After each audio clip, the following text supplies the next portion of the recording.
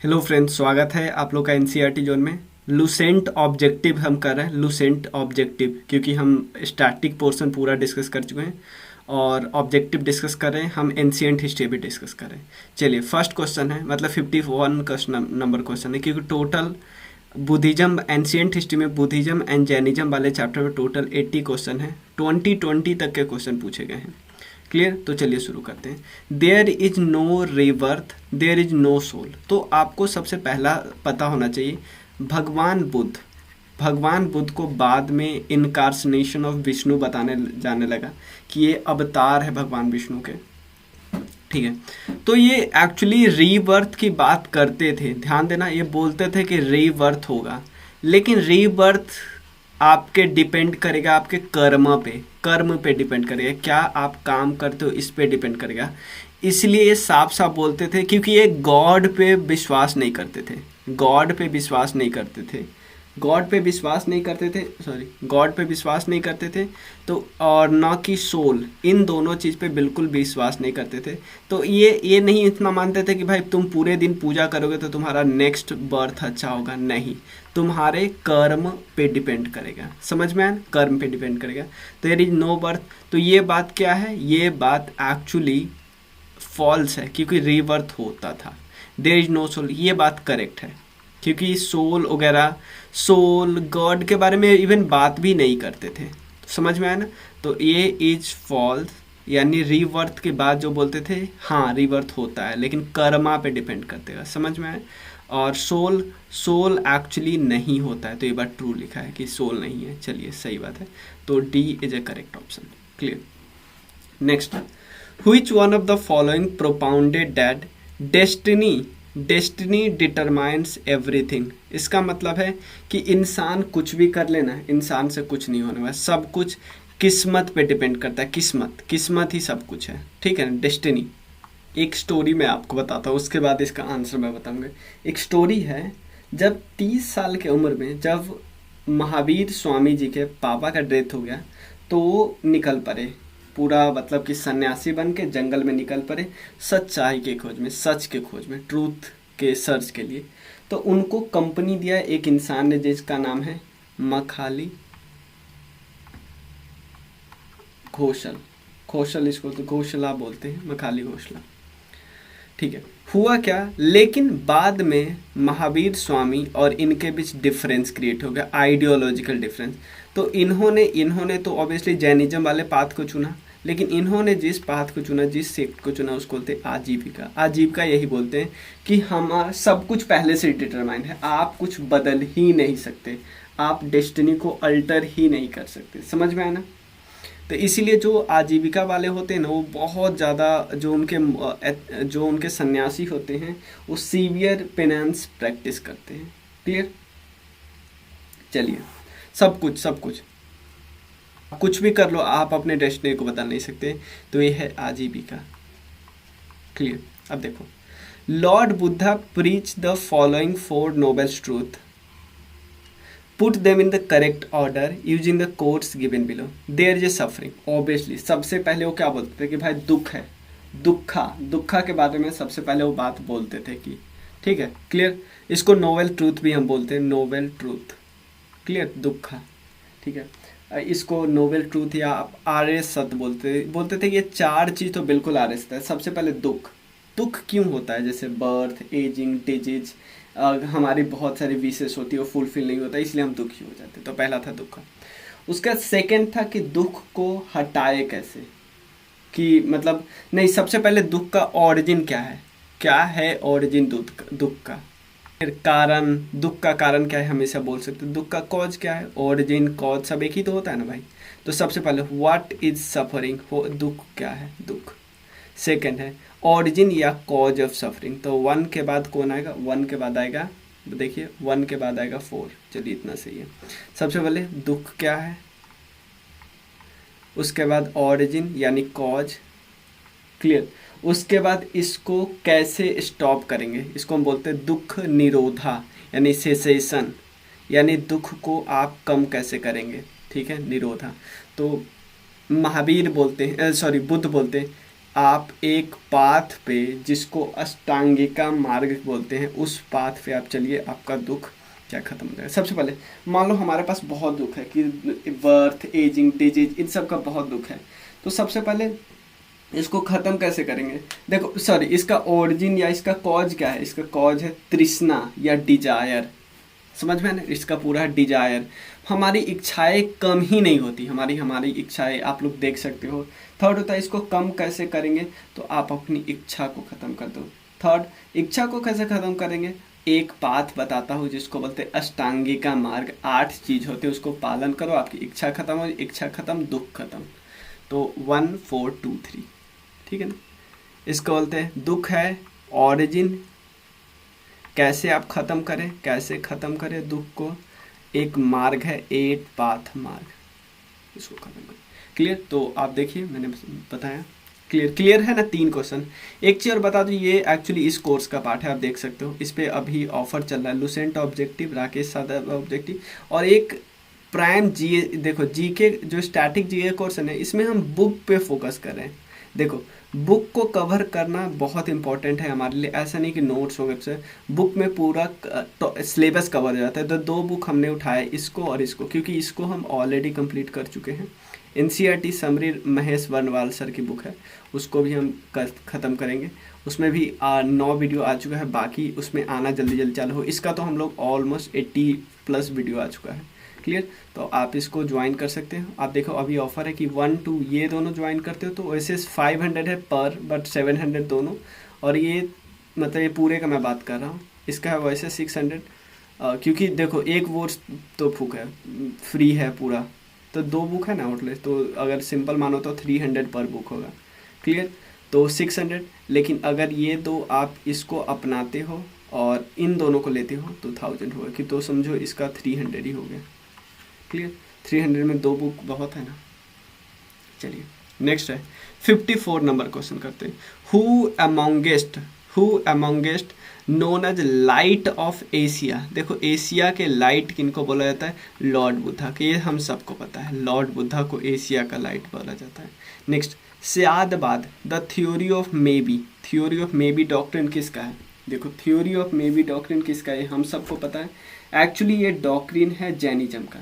Theory Syadvad the theory of may be का मतलब क्या होता है? देखो कोई चीज़ को ये सिंपल ऐसा बोलते हैं कि किसी भी हमारा कोई भी जजमेंट है, जजमेंट को हम सीधा नहीं बोल सकते यार यही होगा। मतलब ये हमेशा ये एक मतलब ऐसे होता है, एक रिलेटिव होता है। मैं है क्लियर? हम मतलब प्रेडिक्शन करते हैं और कई प्रेडिक्शन हो सकता है। जैसे किसी पर्टिकुलर चीज़ के बारे में आपका कोई और व्यू पॉइंट होगा, मेरा कुछ और, तो ये गलत नहीं है ना, आपका गलत है मेरा गलत है, ठीक है। तो ये बात ये बोलते हैं। जैसे मान लो एग्जांपल है, इनसे पूछा जाता है, एक हाइपोथेटिकल केस लेते हैं, इनसे पूछा जाता है कि यार आत्माएं होती है कि नहीं, तो बोलते मे बी, हो सकता है, नहीं भी हो सकता है, ठीक है। भगवान होते हैं कि नहीं, मे बी, ऐसे बात। क्लियर? तो इसको हम एक अनेकांतवाद भी बोलते हैं, सयादवाद भी बोलते हैं, थ्योरी ऑफ मे बी इनको बोला जाता है, ठीक है ना, कि कई प्रेडिक्शन हो सकते हैं एक चीज़ के। तो ये है जैनिज्म का part. Clear? The stupa site, stupa actually देखो, स्तूपा मैंने बताया था बुद्धा के से कई सिंबल बुद्धा से रिलेटेड है। जैसे बुद्धा के जन्म से रिलेटेड है लोटस और बुल। बुद्धा के रिनेंसिएशन, जब घर से बाहर निकले, उससे उनका रिलेटेड सिंबल है हॉर्स। बुद्धा ने जब सरमन लिया था, जब उनको इनलाइटनमेंट मिला, तो उससे बोधि ट्री। व्हील जब उन्होंने पहला सरमन दिया। और स्तूप उनके महापरिनिर्वाण से रिलेटेड है। और महापरिनिर्वाण कहाँ पे हुआ था? कुशीनगर में हुआ था। कुशीनगर एक्चुअली 16 महाजनपद में एक जहाँ महाजनपद है मल्ला का कैपिटल है। इतना क्लियर है। आपको बताना है the stupa site which is not connected with, कहाँ पे स्तूपा है, लेकिन वो बुद्धा के लाइफ से रिलेटेड जगह नहीं है। तो बुद्धा के लाइफ से रिलेटेड जगह कौन है? लुम्बिनी में जन्म लिया, बोध गया में उनको एनलाइटनमेंट मिला, सारनाथ में उन्होंने पहला सरमन दिया, कुशीनगर में डेथ हो गया, महापरिनिर्वाण हो गया। तो सांची नहीं है ना किसी से रिलेटेड, मध्य प्रदेश का एक साइट है। भले ही वहाँ पे गौतम बुद्धा का आपको स्तूप मिलेगा, लेकिन वहाँ पे कोई गांधी से रिलेटेड सॉरी गांधी नहीं, महात्मा बुद्ध से रिलेटेड कोई साइट नहीं है। महात्मा का लाइफ से जुड़ा हुआ जगह नहीं है, साइट तो है ही। प्रभासगिरी, प्रभासगिरी एक पिलग्रिम स्पॉट है, किन का? प्रभासगिरी एक पिलग्रिम स्पॉट है जैनिज्म का, याद कर लीजिए प्लीज। प्रभासगिरी एक, क्योंकि ये स्टेट स्पेसिफिक, ये क्वेश्चन आपसे फिर से पूछा जाएगा तो यूपी में ही पूछा जाएगा, क्लियर, यूपी से रिलेटेड जगह है, स्टेट स्पेसिफिक एग्जाम में पूछा जाएगा। एक्चुअली ये यमुना रिवर पे है इलाहाबाद में, समझ में ना, इसीलिए आप समझ लीजिए ये यूपी रिलेटेड क्वेश्चन है, क्लियर, कोई दिक्कत नहीं। तो यूपी पीसीएस का एग्जाम आने वाला है तो आप लोग इसका देख सकते हो, मतलब ये इस क्वेश्चन को आप प्रिपेयर कर सकते हो। Who is said to have become the chief of Jain Sangh after the death of Mahavira. Mahavir का जब डेथ हो गया, महावीर जी का जब डेथ होगा तो किनको जैन संघ का जैन संघ का चीफ बताया गया, ये आपको बताना है। जिस तरह से महात्मा बुद्ध ने, मैं आपको बताता हूँ पहले, जिस तरह से महात्मा बुद्ध ने सारनाथ में अपना पहला सरमन दिया था, सेम महावीर जी को भी देना है, क्योंकि ज्ञान प्राप्ति करने के बाद 42 ईयर्स में 30 से 42 ईयर तक वो भटकते रहे ज्ञान की प्राप्ति में। तो ज्ञान प्राप्ति करने के बाद आप ऐसे थोड़ी बैठ जाओगे, इन्होंने भी पहला अपना सरमन दिया अपने 11 डिसाइपल को ये गंधार बोलते थे, या हम गंधर्वा भी बोलते थे। तो इन्होंने क्या किया, गंधर्वा में दिया, ठीक है। और सबसे पहला इन्होंने गंधर्वा में दिया 11, ध्यान देना, पावा में याद रखना, सबसे पहला गंधर्वा इन्होंने कहाँ पे दिया, पावा में। सबसे पहला सरमन 11 स्टूडेंट जिनको गंधर्वा बोलते थे उनके सामने इन्होंने 11 लोगों के सामने इन्होंने क्या किया, अपना सरमन दिया, पहला उपदेश दिया। लेकिन जब महावीर जी का डेथ हुआ तो इन 11 में से 10 का तो ऑलरेडी डेथ हो चुका था, बचे थे एक, और वो एक कौन बचे थे, उन एक का नाम था, जो एक बचे थे उन एक का नाम था सुधर्मा, क्लियर। तो इन्हें इसलिए इनको ही बना दिया। डेथ कहाँ पे हुआ इनका, हमें पता है, पावापुरी में, क्लियर। बर्थ कहाँ पे हुआ, वैशाली कुंदग्राम में छोटा सा जगह है, वैशाली में है कुंदग्राम, क्लियर। और सुधर्मा का बचे हुए थे तो ऑब्वियसली उनको बना दिया गया, कोई दिक्कत ही नहीं है इसमें, ठीक है ना। तो अब क्वेश्चन उठता है, जिस तरह से हमें पता है बुद्धा जी को किस रिवर के किनारे ज्ञान की प्राप्ति हुई, निरंजना रिवर के किनारे, जिसको अभी फाल्गु रिवर बोलते हैं, फाल्गु रिवर। सेम ये भी एक रिवर के किनारे ही इनको ज्ञान की प्राप्ति हुई थी, और उस रिवर का नाम है रीजू पालिका। और जिस तरह उनको बोधि ट्री, इनका साल ट्री है, साल ट्री, रीजू पालिका, याद। Next question, Jivaka the royal physician of Rajgir was the son of ganika. गणिका को नेम किसने दिया था, गणिका नेम्ड एज, गणिका एक्चुअली एक ऐसे वर्ड जो लेडी होती है ना, जो राजा वगैरह का मनोरंजन वगैरह एंटरटेनमेंट पर्पस के लिए करती है। तो जो जीबक थे वो राजगृह के रॉयल फिजिशियन बने, लेकिन वो एक गणिका के बेटे थे। तो उन गणिका का क्या नाम था, ये आपको बताना है। उन गणिका का नाम है शलावती, क्लियर, ये देख सकते हो। ये भी आपको ज़्यादा से ज़्यादा स्टेट स्पेसिफिक एग्जाम में ही पूछ सकता है, चाहे पूछ भी लेगा पीसीएस में, यूपी बिहार वाले पीसीएस में। 4th बुद्धिस्ट काउंसिल कहाँ पे हुआ, देखो सबके सब बुद्धिस्ट काउंसिल मैं आपको डिटेल में बता चुका हूँ, 1st, 2nd, 3rd, 4th। 483, 383 BC, 250 के आसपास है, 250 BC, और 98 के आसपास है, 80, क्लियर। उसके बाद यहाँ पे देख लेना, ये टाइम लाइन थोड़ा सा देख लेना, 98 AD ही है, हाँ, कहीं कहीं पे थोड़ा ये 255 दिया रहता है। देखो पहला बुद्धिस्ट काउंसिल कहाँ पे हुआ था, राजगिरी, वैशाली, पाटलिपुत्र और कुंदग्राम, क्लियर। सॉरी, कुंडलवन कश्मीर, कुंदग्राम तो दूसरी जगह है। उसके अलावा जो राजा थे, यानी जिसको पैट्रोन्स बोला जाता था, जो राजा थे उस समय कौन कौन थे यहाँ पे राजा थे अजातशत्रु, काल अशोक, और उसके बाद कनिष्क, यहाँ पे जो वो थे प्रेसिडेंट MSMV, महाकश्यप, सब्बाकमी, मोगालिपुतिशा, बाष्यमुत्र बास क्या नाम था उनका, वासीमित्र, ठीक है, वसुमित्र या वाष्यमित्र बोला जाता है। और ये फोर्थ कहाँ पे हुआ था, कौन सा राजा थे, ऑब्वियसली कनिष्क। त्रिपिटक किसमें लिखा होता है, ब्राह्मणी, पाली, खरोष्टी और संस्कृत। तो सबसे पहले आप समझ लीजिए त्रिपिटक क्या है, लिखा होता है पाली में। त्रिपिटक में से जो पहला है सुत्त पिटक, विनय पिटक, ये फर्स्ट बुद्धिस्ट काउंसिल में आया। अभिधम पिटक आया था थर्ड बुद्धिस्ट काउंसिल में, ठीक है। सुत्त पिटक के राइटर है, आपको पता है सुत्त पिटक के राइटर है आनंद, और विनय पिटक के राइटर है उपाली। विनय पिटक में एक्चुअली मोनास्टिक कोड लिखा है, मोनास्टिक कोड, कि कैसे जो वहाँ पे लोग रहने वाले थे उनको बिहेव करना है संघ में। शुद्ध पिटक में एक्चुअली बुद्धा की शोइंग, बुद्धा एथिक्स वगैरह के बारे में क्या बोलते थे, अच्छी अच्छी बातें बुद्धा के बारे में, वो सब है, ठीक है ना, बुद्धा की स्टोरी सब बात होता था। थर्ड में अभिधम पिटक था। अभिधम पिटक में थोड़ा सा रिलीजियस डिस्कोर्स के बारे में बात होती थी। आपने एक्चुअली दिग्घ निकाय, अभिधम निकाय के बारे में सुना हो ना। दिग्घ निकाय और अभिधम निकाय एक्चुअली पार्ट था किसका, सॉरी दिग्घ निकाय, अंगुत्तर निकाय जिनका नाम आपने सुना है, वो एक्चुअली पार्ट है अभिधम पिटक का। पिटक का पार्ट है निकाय। कौन से पिटक का, अभिधम पिटक का पार्ट है निकाय। एक आपने अंगुत्तर निकाय का जरूर नाम सुना होगा, जिस अंगुत्तर निकाय में 16 महाजनपद का जिक्र मिला है। चलिए, तीर्थंकर, जो लास्ट तीर्थंकर थे, कौन से नंबर 24 तीर्थंकर थे, उनका नाम था महावीर। उनके जो सिंबल था उनका था लायन। और एक्चुअली जो फर्स्ट तीर्थंकर थे उनका लायन है फूल। आपको बताना है फर्स्ट तीर्थंकर कौन थे। चलिए, नेक्स्ट क्वेश्चन है, the emphasis of Jainism on non violence prevented agriculturist from the embracing Jainism. Clear, क्या बात कर रहे हैं कि द एम्फेसिस, क्योंकि ये बहुत बड़े वाले नॉन वायलेंस थे।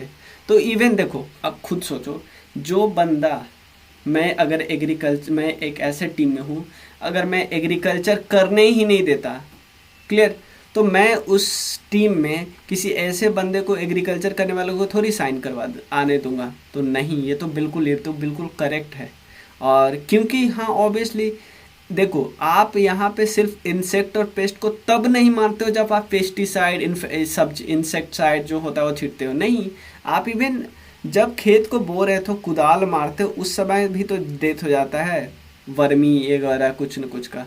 तो ये करेक्ट स्टेटमेंट है, ठीक है। लास्ट क्वेश्चन है आज का, देखते हैं, फिर हम लोग कल देखेंगे। Who among the following presided over the Buddhist council, जो कनिष्क के समय में हुआ। देखो अब एक और चीज़, तो ऑब्वियसली वासुमित्रा, मैंने कई बार बता दिया, वासुमित्रा एक्चुअली जब हुआ था ना, तो इसके 2 चेयरमैन थे। पहली बार जब हुआ ना फोर्थ काउंसिल, उसके 2 चेयरमैन थे। एक तो चेयरमैन थे जिनका नाम है वासुमित्रा, एक है वाइस चेयरमैन जिनका नाम है अश्वघोष। कहाँ पे हुआ था, कनिष्क का, ठीक है। एक चीज़ मैं आपको बता दूँ, यहीं पे बुद्धिज्म का 2 पार्ट टूट गया।